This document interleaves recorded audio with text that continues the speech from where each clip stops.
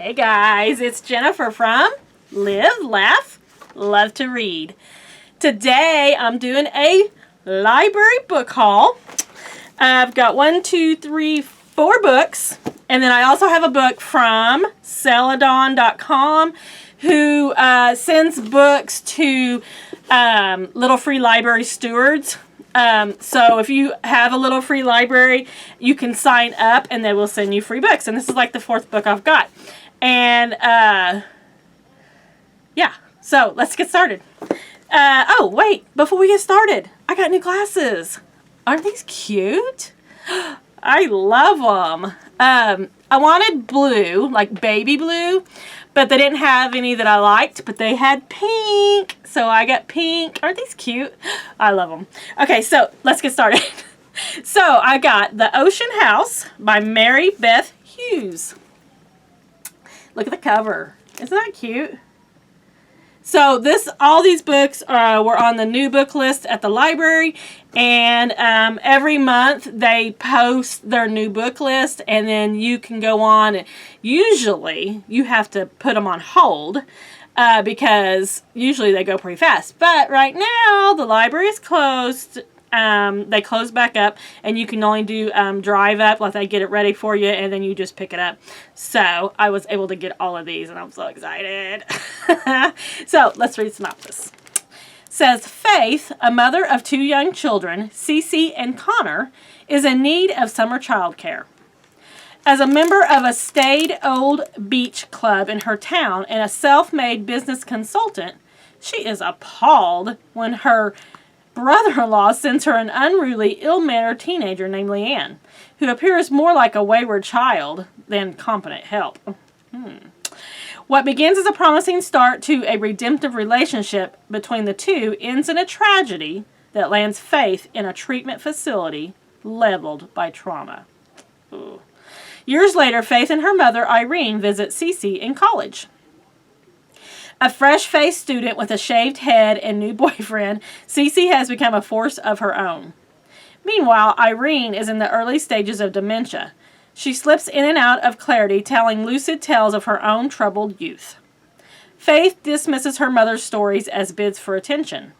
The 3 generations of women hover between wishful innocence and a more knowing resilience against the cruelty that hidden secrets of the past propel into the present.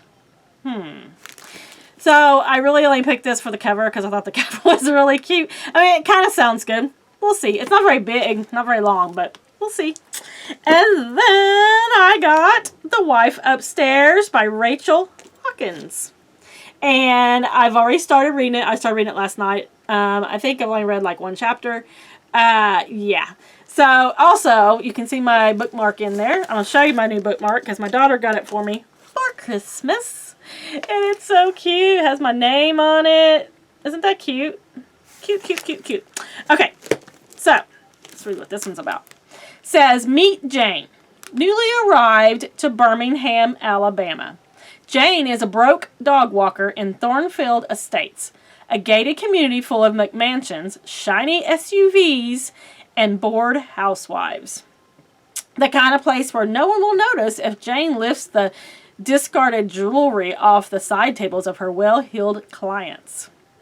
Where no one will think to ask if Jane is even her real name. Meet Eddie. Recently widowed, he has become Thornfield Estate's most mysterious resident, ever since his wife Bee drowned in a boating accident with her best friend, their bodies lost to the deep. Jane can't help but see an opportunity in Eddie. Not only is he rich, brooding, and handsome, but he could also offer her the kind of protection she craves.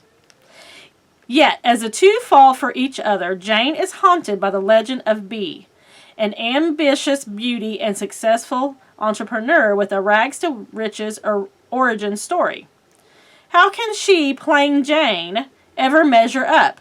And can Jane win Eddie's heart before her past, or his, catches up with her? Ooh, don't that sound good? The Wife Upstairs. Alright, then I got The Look-alike by Erica Spindler. Now, I used to read Erica Spindler, And I had enjoyed her books, and then I kind of got out of that genre a little bit, but now I'm back in it. So I looked to see if Erica Spindler had any newish books, and found this one. So let's see. Says, Sienna Scott grew up in the dark shadow of her mother's paranoid delusions. Now she's returned home to confront her past and the unsolved murder that altered the course of her life. In her mother's shuttered house, an old fear that has haunted Sienna for years rears its ugly head. That she's the one who was the killer's target that night. And now, with it, a new fear. That the killer not only intended to remedy his past mistake, he's already begun. But are these fears any different from the ones that tormented her mother? As the walls close in, the line between truth and lie, reality and delusion, disintegrates. Has Sienna's worst nightmare come true? Or will she unmask a killer and finally prove she may be her mother's look-alike, but she's not her clone? That sounds good, doesn't it? Doesn't it sound good? I think it sounds good. Then I got Invisible Girl by Lisa Jewell. So I have read other books by Lisa Jewell and enjoyed them, so I was excited to see this one. Look at that cover. Don't you just love book covers? Like, why do they have to be so pretty and so cool?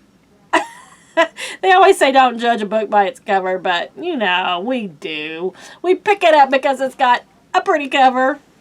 You know. Let's see. Owen Pick's life is falling apart. In his 30s, a virgin and living in his aunt's spare bedroom, he has just been suspended from his job as a computer science teacher after accusations of sexual misconduct, which he strongly denies.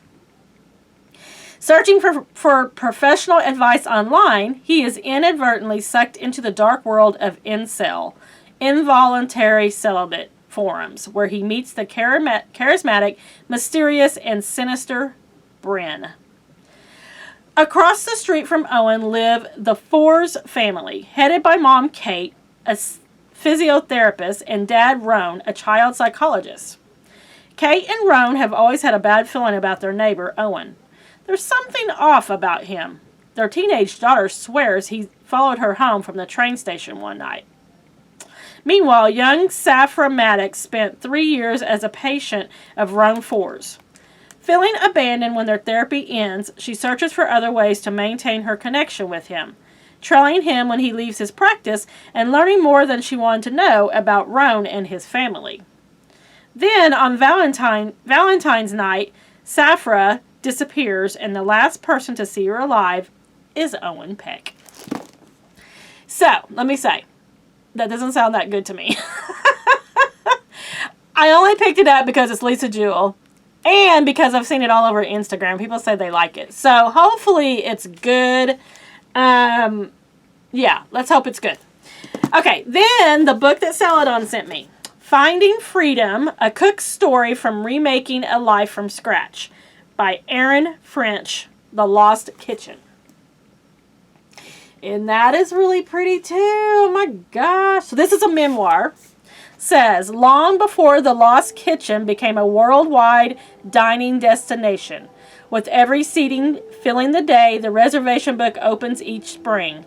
Erin French was a girl roaming barefoot on a 25-acre farm. A teenager falling in love with food while working the line at her dad's diner, and a young woman finding her calling as a professional chef at her tiny restaurant tucked into the 19th century meal.